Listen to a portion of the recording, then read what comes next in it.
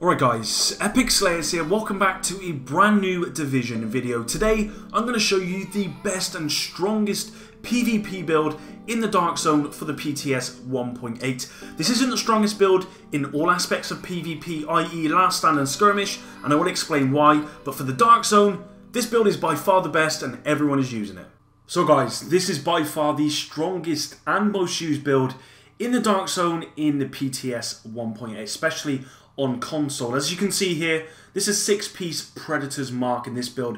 It is absolutely amazing. Not only does it have amazing DPS, it also has crazy toughness, and as you can see, not too bad electronics, really, considering everything that's on there. So we'll quickly go over the actual 6-piece and 5-piece Predator's Mark so that you can understand what you get from it, and then we'll go over the build itself. So with the 5-piece, we're getting 10% reload speed, 8% assault rifle damage, and we're getting 8% SMG damage. Now if you couple that with the 3-piece and the 2-piece, then we're actually getting 20% reload speed and 16% assault rifle damage or SMG damage on this build.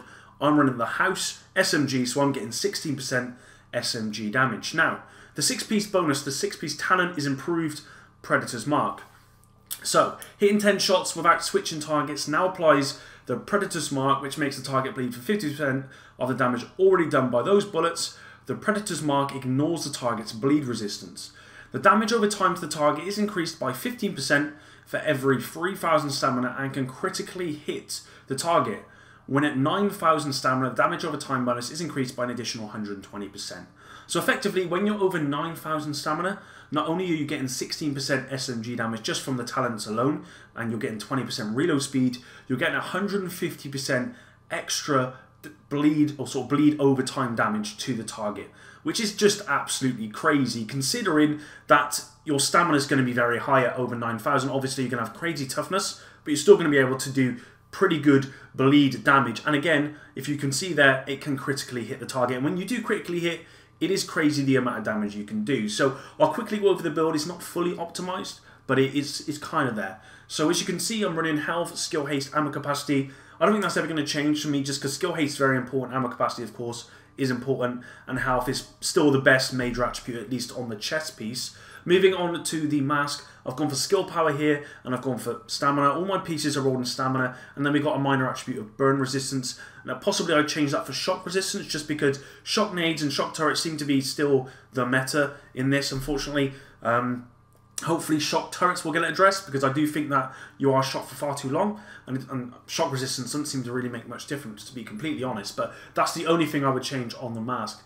Moving on to the knee pads, I've gone for skill power, of course stamina, bleed, shock, and disrupt resistance. Again, I think those are the best 3 minor attributes for PvP, at least for 1.8. And I've gone for skill power over health here, just because I don't really need health. My stamina's already really high, and having that extra bit of skill power does help in case I do need to heal. It also helps with like pulses and whatnot, which are important. And that brings me on to my backpack, where I would actually change my major attribute from health to skill power on this piece, and of course we are rolled into stamina and bleed resistance. And bleed resistance again is still very, very good, of course, because a lot of people are running Predator's Mark, especially in the DZ at the moment, and if it doesn't change, then it will be the meta in the Dark Zone for 1.8 unless someone else is buffed up to the same sort of power, which I can't really see happening. So yes, 70% bleed resistance from that is very important, and I would actually go back to the mask and say the other option for the minor attribute here would actually be bleed resistance, which on second thoughts, I would recommend if you're using this build in the DZ, which is where you would be using it.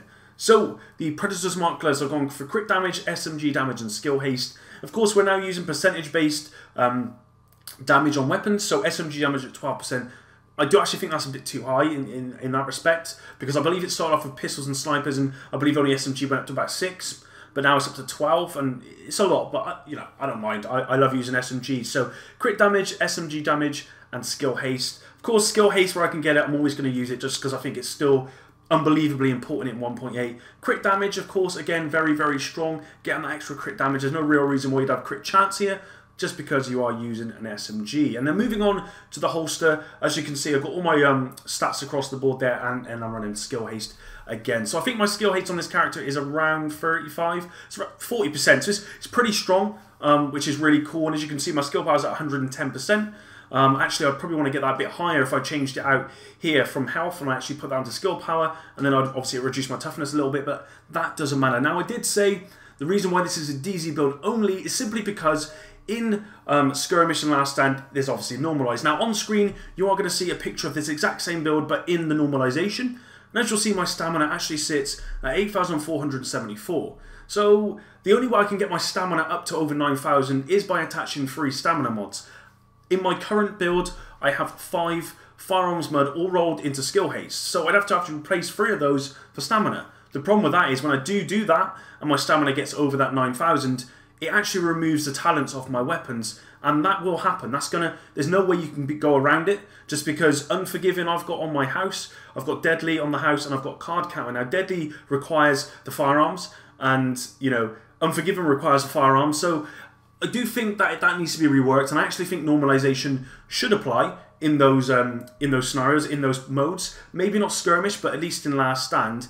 But I think it should be normalised to the gear you have. And what I mean by that is, with Classified, it should be normalised up to 1401 for the value, which as you can see on, not on this piece, but you see that my stamina is 1399, that the max is 1401. So you'd expect this to go up to 1401 as a normalisation, but actually, they actually get put down to the standard gear, which sits at about 1270, so it's actually quite a lot less. I think it's 1272, so it's quite a lot less. So really, Predator's Mark in Skirmish and Last Stand doesn't really work because you're not getting the 6-piece bonus at the end of the day. If you are getting the 6-piece bonus, then you're not getting the talents on your weapons.